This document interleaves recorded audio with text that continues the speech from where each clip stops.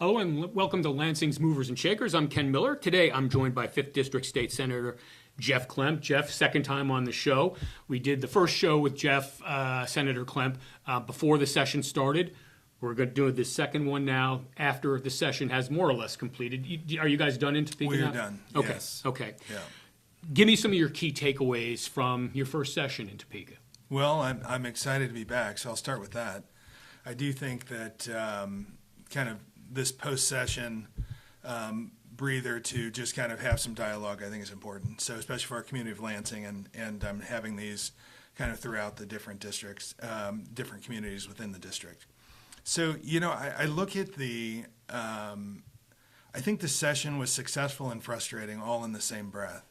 So it was 91 days long. You could say, well, should it have been a little bit longer? The Constitution kind of dictates how long it's supposed to be. Historically, we have not been following that like we probably should. So that's what drove such a fast session. I would say to me, it's being a freshman, it was new. So I didn't know what I didn't know. Right. So I just felt like we were drinking out of a little bit of a fire hose to learn and read the bills and really do our due diligence on legislation because there was a strong appetite to get some things accomplished. I think we did that in some areas. We had some misses in others, but I do feel that overall there was a lot of legislation passed, and we were able to move forward some good things for our community. I know property taxes really took up a lot of your time, legislatively speaking. So what actually was accomplished to alleviate some of the financial stress caused by the burden of high taxes? And, I want to be fair here. Property taxes weren't the only kind of taxes that were discussed. But what were some of the other ones discussed, and where was movement made? Yeah, I think so what I learned in this process is you have a Senate and a House, and they're very unique groups. I would say this session, the Senate or the House was much more finicky, is probably the nice way of putting it. And as I looked at that, we're on, especially around taxes, there's two tax committees, two very strong visions of what's good for our state, and we're marching down these paths.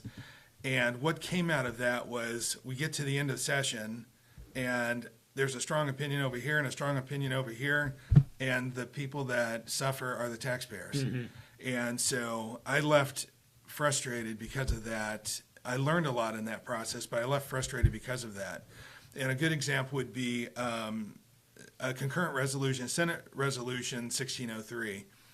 In the House, in the Senate, we moved very quickly on that, and it was a cap on property tax. And you can say it migrates funds, and it's like whack-a-mole. Something will come up over here for taxes.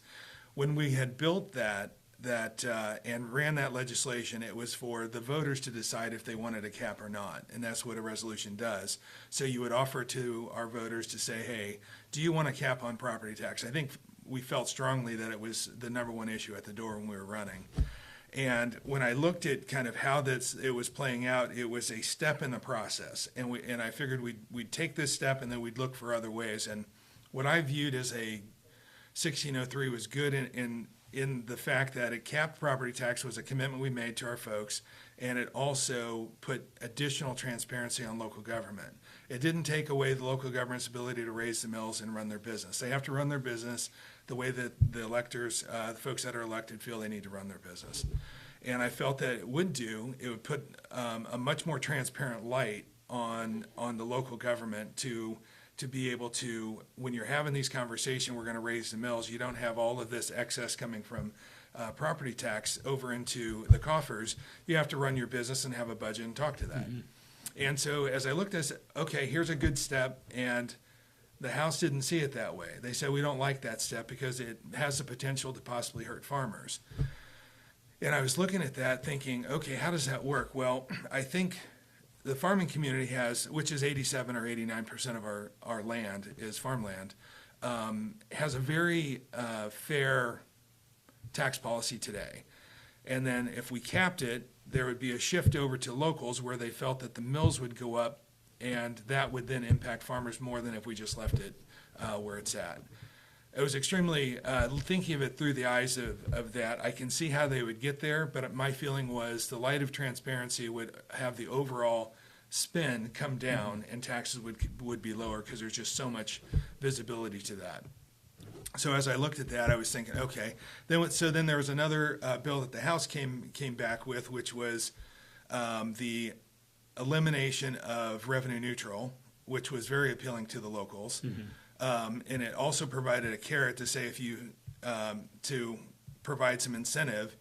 And so we looked at it, took all of the guardrails back off local. So we started messing around with that, and then all of a sudden we said we should leave revenue neutral in because 62% of all of the taxing entities fall within the revenue neutral guidelines. We hear about some of the bigger areas that don't fall within the revenue neutral guidelines, and they spend. However, it's 62%. It was working in. So we did feel it was revenue neutral was a good solution to keep intact. But in addition to that, said, but let's leave the carrot in there from a version of the LABTR, which said, if you stay revenue neutral, we're going to provide a kicker to say, thank you for doing that. Here's some additional funds. And so I thought that those things together were a good pairing. And then the third part of that was if you do need to go up and you go up more than the cost of living, then you would have to get the city council would have to have a supermajority of the vote. Okay. Yeah. And we didn't, we had it to where it would go out to a vote, and we said, well, we're going to require a supermajority to vote on going above the cost of living. And so, which we thought was a very fair solution. And it just felt like we were spinning our wheels on just trying to come up with creative solutions. I think those two things with a cap and the local legislation together would have made a lot of the groups happy, because if you think it was going to go up on the local side and your mills are going to go up for farmers, well, now we have some constraints in place to also hold some accountability. I didn't like that only because in the first year I said I'd like to provide the transparency on the locals, and if they still continue to spend and it's causing so much pain on the locals, then I was willing to do it the second year and come back with a little stronger approach. Mm-hmm. And so I would have voted for it if it came through. I did. The Senate passed with a override vote, with enough votes to override if it was vetoed, which the governor did threaten to veto any property tax relief. Mm-hmm. So that being said, we did pass that with 2/3 majority. It went to the House, and it didn't make it out of the House. And it was extremely frustrating. So as what we thought was going to be a property tax year, and I do think we can talk about that at some point. I do think property tax is going to be on the docket, and overall taxes in general. But one of the things, make sure I'm getting my bill number right, Senate Bill 269, was a simplification and reduction of income tax. So what we thought was going to be a property tax year turned out to be an income tax year. It's the way the chips fell. So there was enough bipartisanship to move this forward. And so what, in theory, there was a lot of scuttle around going back to the Brownback ways. Mm-hmm. And I think that was probably not a great statement and not an accurate statement. But the reason I feel that way is, with the reduction of income tax down to 4% for a single flat rate, you only do that if you have additional revenues above forecasted and budgeted revenues, and you can take that excess money to buy down the income tax rate.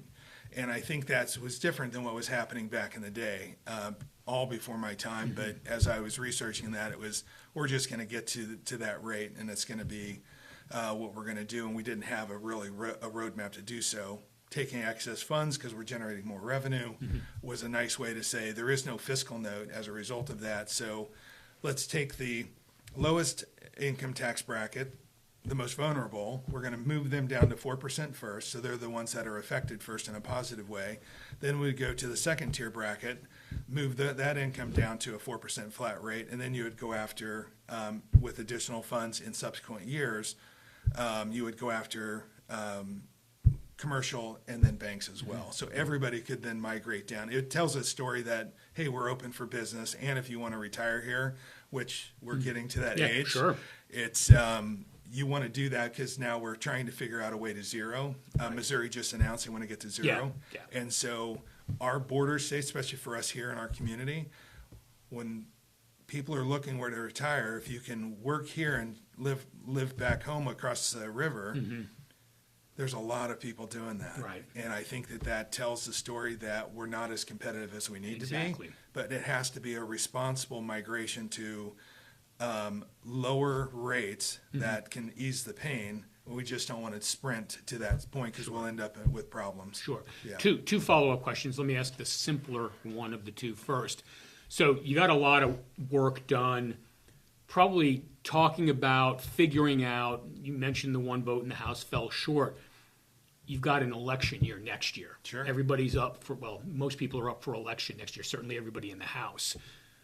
Does all the footwork and legwork done this year make it a little bit easier, and maybe you don't have to spend as much time hashing this stuff out, because next year the rubber meets the road because you're all up for election, or most are up for election On in the November. House side. On the House side. That's Right, correct. Right.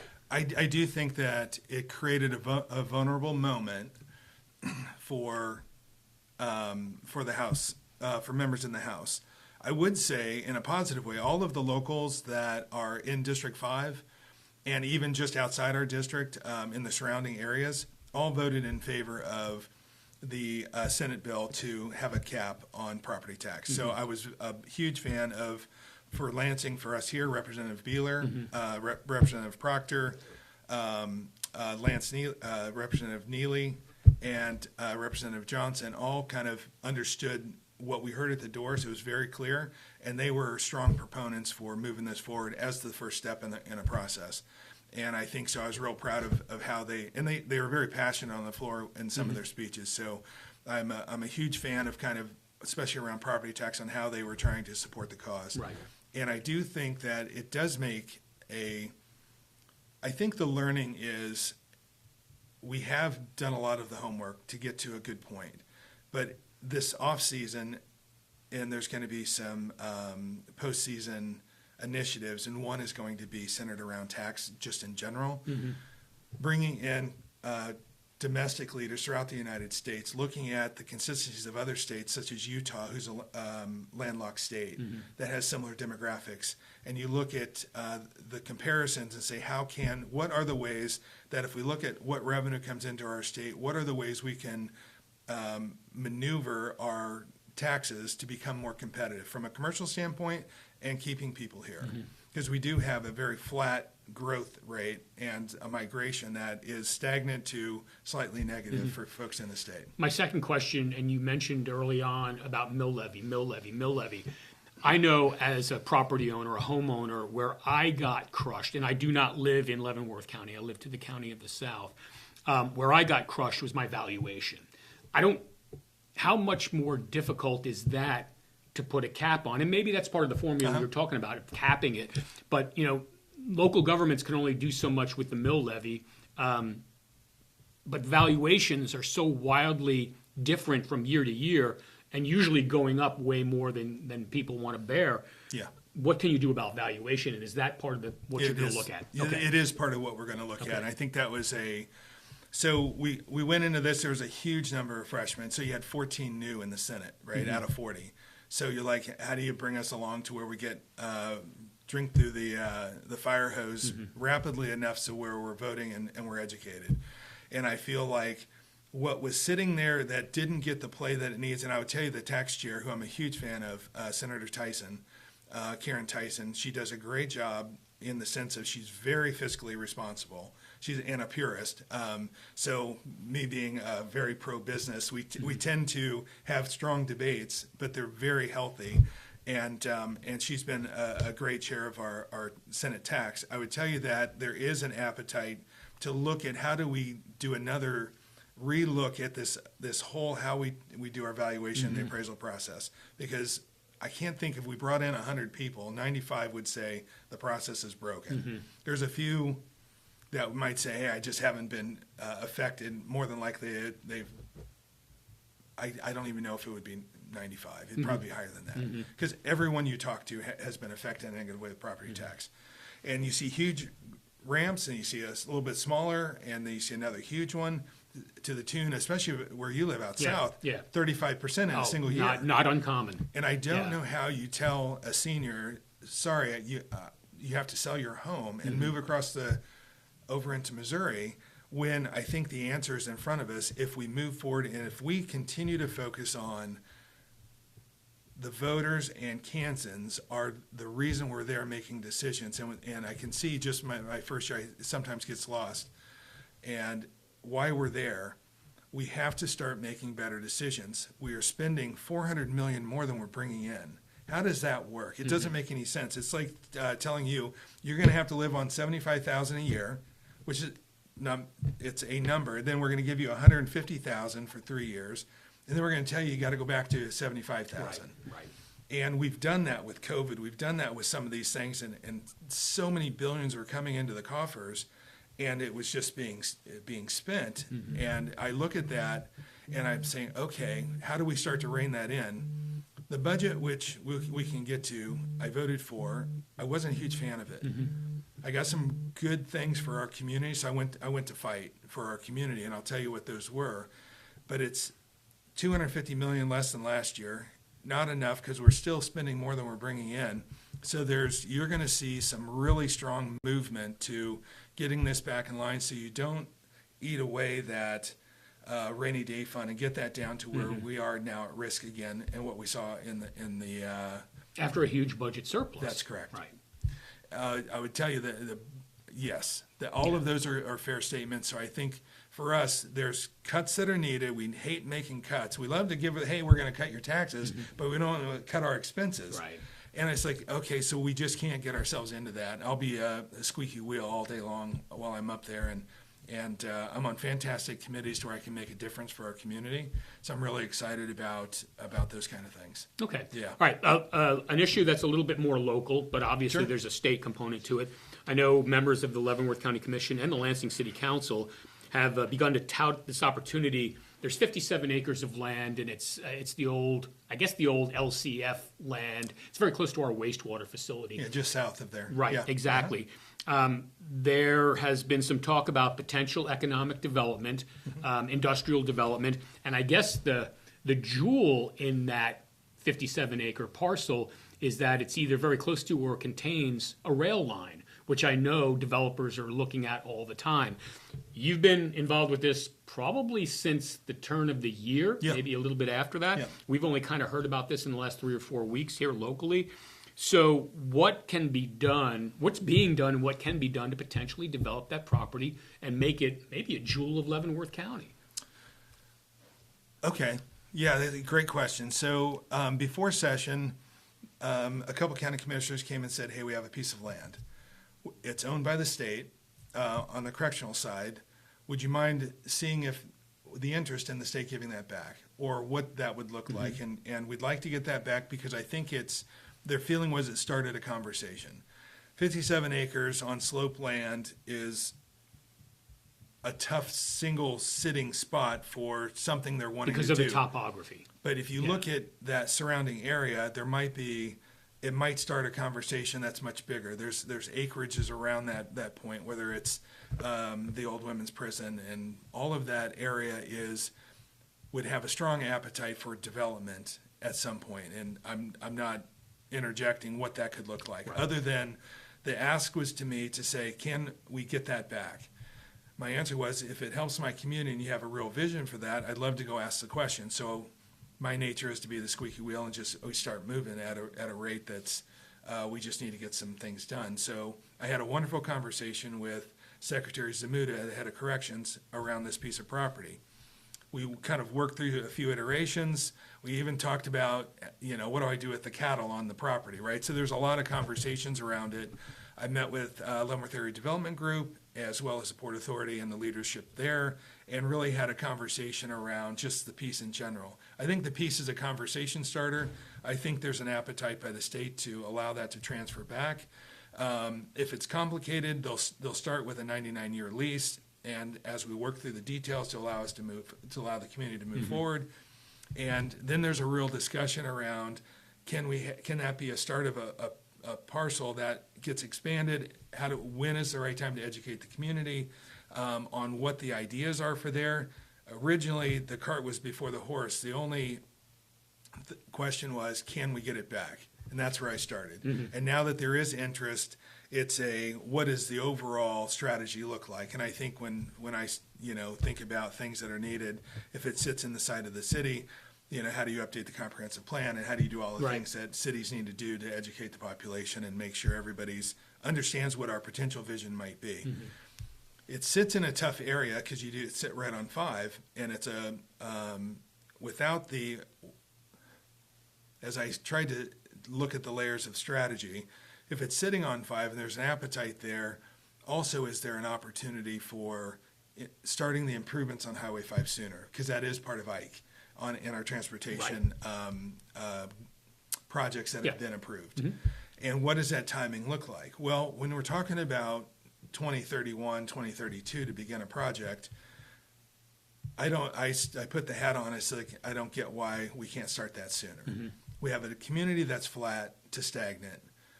When I look at all of District 5, it's a very unique district. It's exploding in one area, but and then at the other end of it, it's stagnant to declining.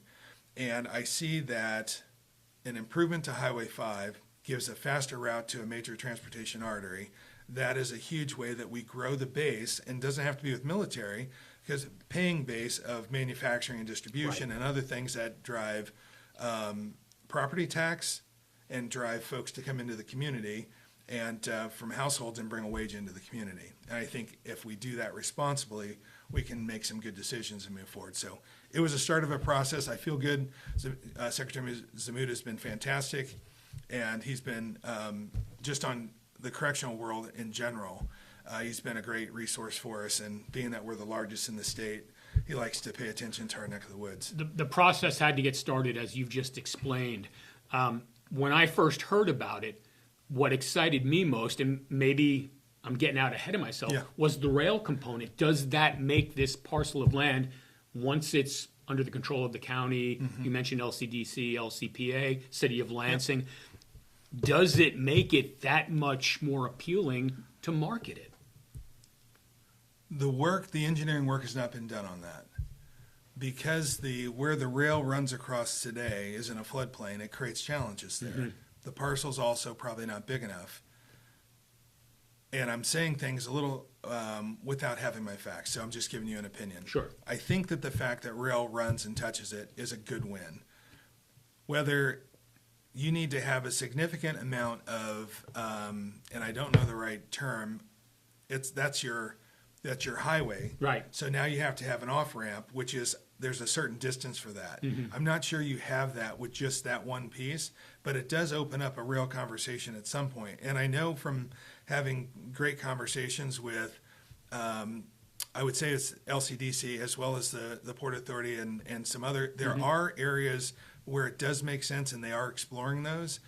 Just to see what that level of interest is, or doing that due diligence on the front side. I think Leavenworth County is going to have 1 or 2 opportunities for rail, which would be, I know that they turn back a lot of opportunities today because they're not connected with rail. And I know that there's having a commercial drop zone where you can, local manufacturers around the area can drop off and pick up, I think is a huge win. Our community needs it. The community, as far as Leavenworth County, definitely needs that. And I do think it has, I'm not saying they can't do it there, I'm just saying it's a tough lift, and the engineers haven't gotten involved in it yet. But I'd love to see it happen. One related question to this, you do serve on the Senate Transportation Committee? I do. Okay. Yeah. So you've been mentioning K5 when we've been talking about Yeah. the 57 acres and whatnot. As you are well aware, October a couple of years ago, KDOT came out and said K5 made the list. I think 37 million, 47, whatever the amount of money was going to be dedicated to improving K5. How can you, as a member of the Senate Transportation Committee, you mentioned 2036, 2037, that's a long ways off. How do you, as a Senate Transportation Committee member, hopefully move that date up? Yeah, I think that's a great question. So one of the things that I did, and it was 2 weeks ago, I brought in 10 of the largest business in Leavenworth County that also have headquarters in Leavenworth County, the Geiger Ready Mixes of the world. Right. And I brought in those top 10 for a forum with the President of the Senate, because I felt it was important for the President of the Senate to understand. I made the statement early when I was running for office that we'll have a seat at the table. And I used that a little tongue-in-cheek in the election process, but it turned out to be a very true statement that we picked up this seat. We hustled. We worked hard. It was a contentious election, but when we picked that up, what I learned in this process is we got the attention of the Senate leadership. So bringing the president of the Senate in to have a roundtable discussion with leaders, and I want to do it with community, our local leadership from the city as well as the county as well. But the first step in the process was hearing from local leaders so they can have a voice and not. I didn't want there to be conflicting views other than just business people giving a business perspective, but we also need to do it from a level or a government perspective, local government perspective. And there's a huge appetite to do that. The first one that's been done was done here in Leavenworth County. And so we had that conversation, and part of that was it was unanimous. The thing that these groups thought would be most helpful was to start Highway 5 and to get that moving faster, to have access to a major highway artery. Yeah. So that was, and what came out of that was the Senate president was very receptive to that conversation. He said, "You're actually quite easy. You all agreed on one issue, and it's how fast can we get to a major highway artery in minutes versus, in single digits versus double digits." It's what Johnson County's been doing for decades. 100%. Yeah. That's right. Right. And the fact that how many free entrances into I-70 do we have? Yeah. There's a whole conversation around that. And I think that what they're starting to see is this opportunity that's been kind of left on the sidelines. I call it the stepchild effect. And they're starting to see there's so much potential here. And as you head up to Atchison in Senator Bowser's district, District 1, there's a whole series of opportunities. And so one of the things that we also started looking at is, and we might get into it, but we also, whether it's data centers or star bonds, I think that might be part of some conversations coming up. Yes. So hopefully that helps you. I think back to the point, I met with Secretary Reed on the transportation side. KDOT. Very talented, and he's very methodical in his process. There was a couple things I was pushing for this year, and he's been very gracious, and I meet with his team and pretty regularly. And it was, Baser has been asking for years to have the speed limit through on 2440 reduced to 50 miles an hour. Well, they're getting a new grocery store. They're having, and all of that infrastructure is being built, and with the accidents that are happening, it's very dangerous. And so that was a request from them. So I pulled in, we had two conversations. I really want to move faster on 5, and what came out of that is, we're almost done with a study. And I'm like, okay, what do you mean we're almost done with another study? How many studies do we need to know that straightening that road? But what I liked about why another study was needed, they were very conscientious of the property owners along 5. Right. It's so easy to say, oh, let's straighten it out and run right through property. But I like that they were doing their due diligence to understand who could be impacted. And then there's going to be another discussion for us as a community. Does it continue around and end up on where the VA is and the Ford dealer? Or is there another path that brings it more West, through west Right. or south in that case, through our community in Lansing? Yeah. I think there's going to be some really good, I'll call them fun discussions, because it's all about growth. And where that happens, it'll providing manufacturers and businesses access to something in a safe way, because as soon as they jump on 7 to go down to 70, now they're sitting at stoplights in 80,000-pound rigs, and with all of these people surrounding them and the accidents and the danger as well as the time, you're inefficient from a supply chain and you're creating a dangerous environment. Yeah. It's, if we would have taken the off-ramp strategy, kept the lanes running, Yeah.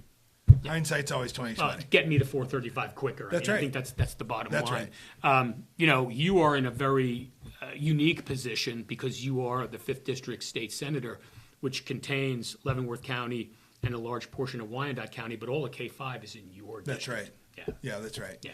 And so when you think about improvements in K5 or another one that partners with maybe another bridge, which I like that idea as well, all of a sudden you bring in Missouri into a conversation and the complexities around a 2-state versus let's control what we can control. Highway 5 we can control. That's all within Yes. our state's control. Yes. And if we get the approval to move faster, And I know that there's going to be a lot of motivation, and I know that Secretary Reed, if he can, will bring that up on the timeline. You brought up star bonds, and I did have a question about that. For those of you that aren't that familiar with star bonds, it's sales tax and revenue bonds, and it's basically giving developers. You've heard about it with RHI. There's a whole bunch of alphabet soup descriptions of it, but it's basically giving development future tax revenue to do their project. That's how the Kansas Speedway got built, with star bonds. And there's other projects. I think the Mattel facility that they're at Bonner Springs. Is that in your district, by the way? It is. Okay, Yeah. so you're familiar with I'm that very project familiar as with well. it, yeah.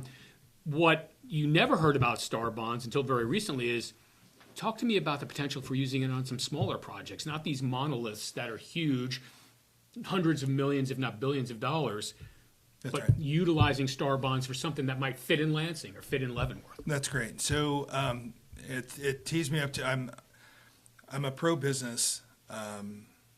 I'm a fan and I'm pro business, and I run businesses myself. And when I look at, we're a border state, a city as well with Missouri, and I look at that and I say, all right, how are we not able to utilize star bonds if we can create an environment that brings folks across the border? I think the rules around star bonds, can we bring 20% of the folks that would come into a star bond entity, and 20% of those have to come from another state, and then there's another percentage that has to be outside 100 miles. So we're driving traffic that's not typical traffic into a community. So, and I led the effort on the legislation to make the change. And so it was presented, and I really had to whip. I actually felt I was doing my job, and what you guys sent me there was to fight for this. And there's and when I started looking around the state, there's dilapidated malls. Then I started looking in Leavenworth. Well, we have one for 19 years in the middle of an eyesore in the middle of our town, and it's not for lack of effort, but there is a opportunity now. And when you look at star bonds, you take a look at the tax base that's currently there. And on the sales tax, you say, okay, based on the sales tax that was generated this year, that's our baseline. And so we're going to say anything above that, if we we do have a lot of interest now in the mall. I think we're going to have some successful conversations. The city administrator or the city manager in Leavenworth is in the middle of some of these conversations. He's doing a great job, and because no one's been introduced to these star bonds before at a lower level. It wasn't a tool that was available. That's correct. So I wrote it was written for dilapidated malls specifically, because we had one. I said, my community has one. I want to try and figure this out. So you can use it for a dilapidated mall. You can use it for lower valued items. And that whole conversation has evolved we got the legislation passed. It passed the House and the Senate. And now we have the ability to bring in a small, say it's a $8 to $15 million project. I hate to say $15 million is a small project, but it's a small project in today's world. So now what you can do on that is you can put something on that space. You can put ancillary retail, whether it's a Texas Roadhouse or a Caribou Coffee, of which are groups that have Commercial ventures. And that new tax base goes off to paying off the bonds. 40% of the buildable costs can be put into third-party bonds. Those bonds would then be written off by that additional sales tax.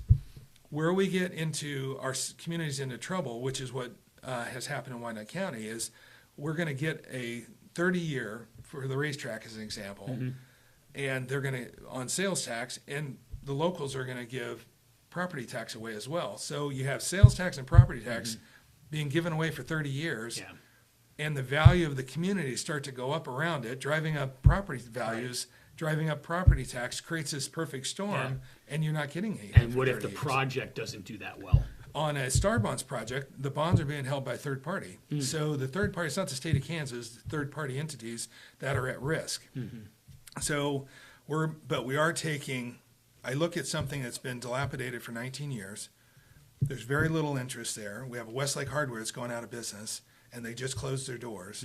And we have this, okay, if we brought in a whole different set of communities, commercial communities, retail, and we give away that sales tax for a certain period of time, up to 40% of the build costs. So if it's say it's 10 million, 4 million would be associated with sales tax. It felt like it's a better give than some of the other RIDs and other TIFs that are out there to say, and it's very exciting, the community that understands star bonds now gets to come in and educate our local groups. And Commerce has been doing a great job. Secretary Toland and his team have done an excellent job coming into the community, setting up a meeting to educate on star bonds. I'm also encouraging Lansing to participate in that, just to be educated. I don't know what may come out of that, but there could be manufacturing or other things that might be, there could be ideas that come up with the learnings that may create opportunity for star bonds. So it's not the only answer. There are other vehicles that we are looking at that have always been available on the TIFs and the RIDs and all those other things that are drawing some energy in the newspaper lately. Sure. But it's, I think for that, I was looking to do my part to bring things back to the community that might help us. And that was, I thought, would be a huge win. The win for whether it's Lansing, if that mall gets changed, it will affect all of the surrounding communities. Right. So, and I think that there's a real, a neat opportunity there. So, and we also did some legislation, and I was supportive of legislation and actually ran it in Commerce around data centers. And there's so much information coming around data centers. Why do we want to give? It doesn't create many jobs. Yeah. And so there's a couple different kinds of data centers, and what we were looking at were hyperscale data centers. There's only a couple locations in Leavenworth County that would even qualify. It's 900 acres under roof. It's 1.2 billion from a build perspective. You think about the property taxes that get generated. You think about the sales tax that gets generated on the utilization of the energy. It can be a huge win for a community if it's done right. What comes along with that is water utilization, and there's a committee from an environmental standpoint that looks at those to understand, can our state and can that area sustain the usage of water that's going to feed this monstrosity that's sitting in an industrial park. Wyandotte County's doing one right now, and the thought is when it's done and paid for, it's going to 30% of the current paid taxes will be borne by that data center. I'd like it to feed more jobs, but I like the revenue that was coming in as a result. And they said, well, you're going to give, the incentive was, we're going to give you a sales tax incentive on the components that are going into that facility, which kind of got folks in an uproar because it costs a lot to do that. When I come into a manufacturing facility and we let you write off the equipment to run your machine that's going to generate a product that you're going to now get sales tax on, we do that all day long, and it'll lead to a point here in a second. So I was like, well, it's not up to me to pick a winner and loser in the business world. We should give the same incentive for the servers going into a data center. Yeah. And that leads to another conversation. Should we have $8.4 billion worth of one-offs? And should we start to look at whether it's instead of 3,400 pages of regulations of one-offs, why wouldn't we have a standard set of statute that says if your equipment, not your trash bags, but your You don't have to recreate the wheel every time. That's correct. Yeah. And there's standard rules of engagement, and I think there's an appetite by the chair of the Senate Tax to also take that on. I know we could spend another hour talking about this, and you are much more of an expert on this, but as a layman who has kind of followed the data center explosion, because it's kind of been that way, my concern, especially in this part of the region, is you mentioned water, but energy. And you're talking about, I'm thinking that in order to feed something of that scale, you've got to have some substations built. Yes? Right. No? Yeah. That seems to be a little bit difficult in this area. So, yes. However, Tonga's getting a new substation. They finally are getting one, right? So there are some, which is where if you think about the ability to have a hyperscale data center, it's probably somewhere attached in that area where there's enough land. Does I-70 help that effort from a location standpoint, or no? Not really. No? It's really where the single energy company wants to play in. However, where these data centers are going, there is conversation with energy. So they know where they're willing to put energy or not. But I would also say there's some very creative, forward-thinking ways. Instead of huge hyperscale data centers, there's also new technologies evolving every day that doesn't need a coolant that's driven by water. And way out west, you can also play into micro nuclear. I'm not. Yeah. All right. So Understood. But it does eliminate the ability to utilize water because then because it's so efficient on the energy side, you can now run AC, and that your cooling's from AC because it's still a decent decision. Yeah. So all of that is, I felt pretty good. There's enough smart folks that are looking at it.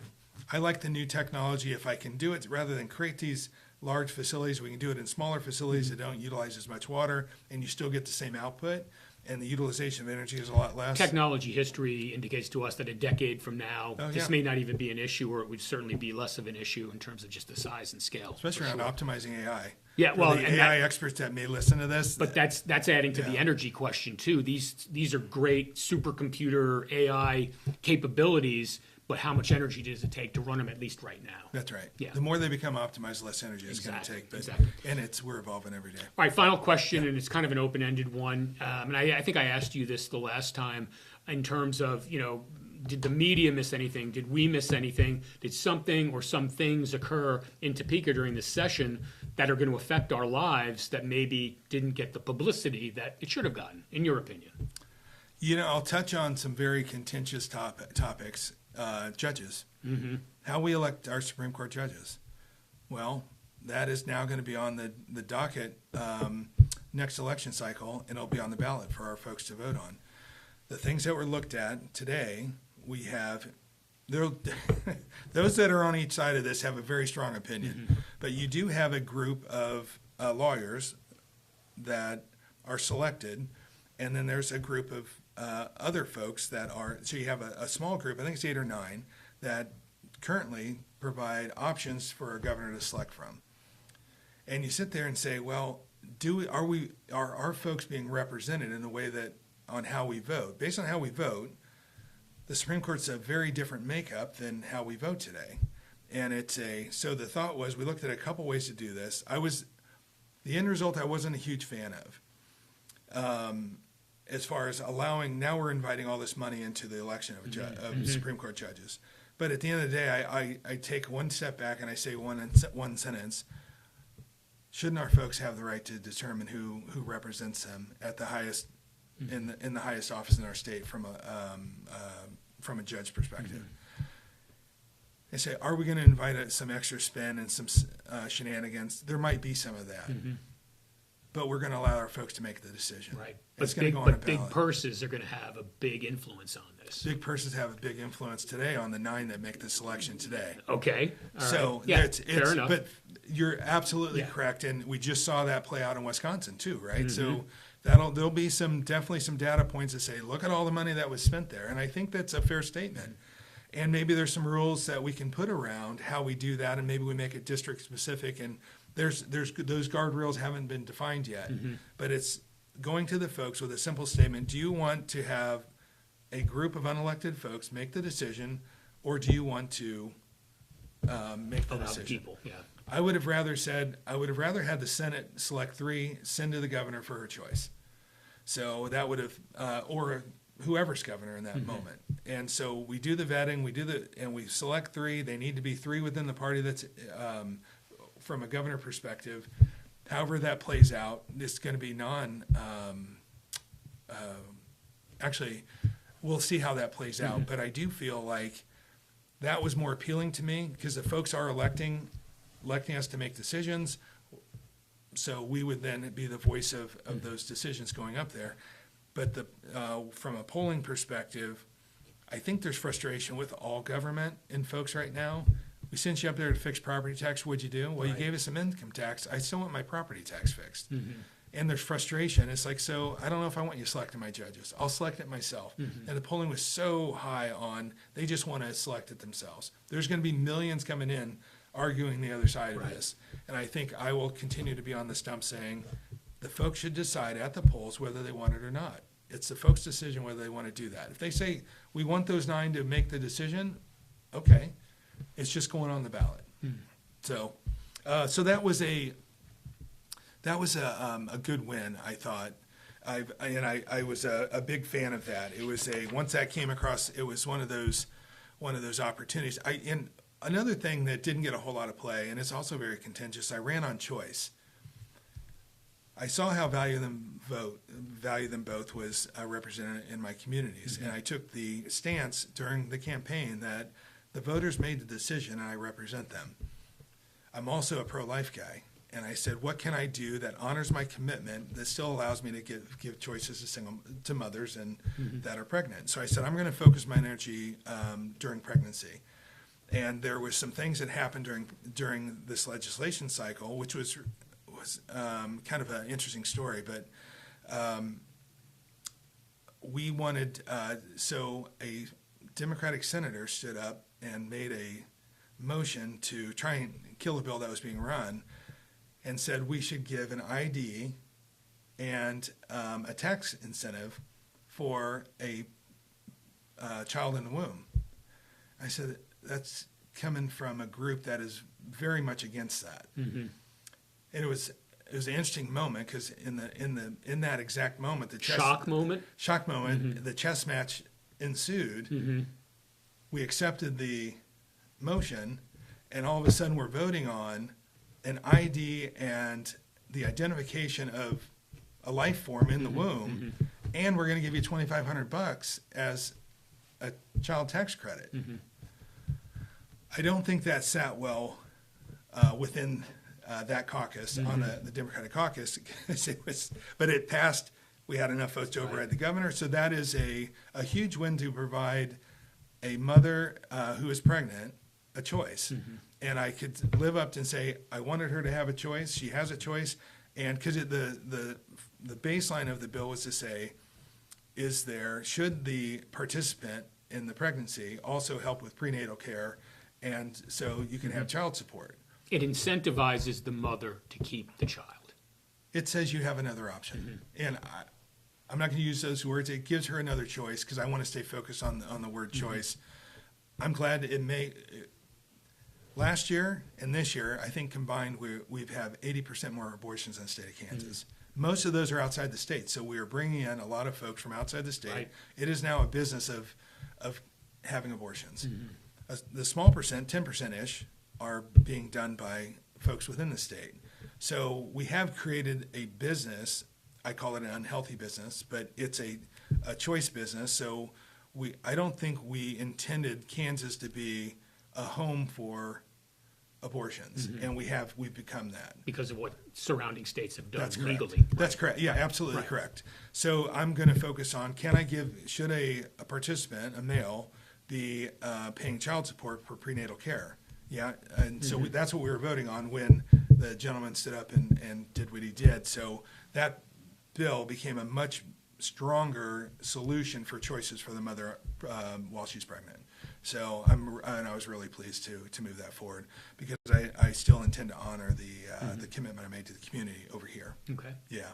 So those would be a couple things. Okay. I think so I brought in a little book. I mean, there's 80 bills that we moved through. There's a whole lot of stuff. I'd love to keep chatting, but hopefully you get a little gist. I'm very sitting on commerce. I love sitting on commerce. My number one committee is tax. You've got great committee I have assignments great for a committee freshman. assignments. Yeah. And I think you'll see I have a really good relationship with our president, and I've been valuing kind of some of the guidance he's been giving us on ways that it can help our community. And so that's my little plug for the president. But on that note, I can tell he respects what we're trying to accomplish because we have wonderful committees. So, and there'll be some task forces between next session that I think I'll play a large role in. And I think that's going to be real healthy for our community as well. So I'm going to keep fighting, try and get new businesses in here and sling them over to, whether it's Lansing or Leavenworth or Baser or Piper. It's wherever I can bring opportunities into District 5, we're going to keep fighting. All right, I've been speaking with 5th District State Senator Jeff Klemp of Lansing. For Movers and Shakers, I'm Ken Miller.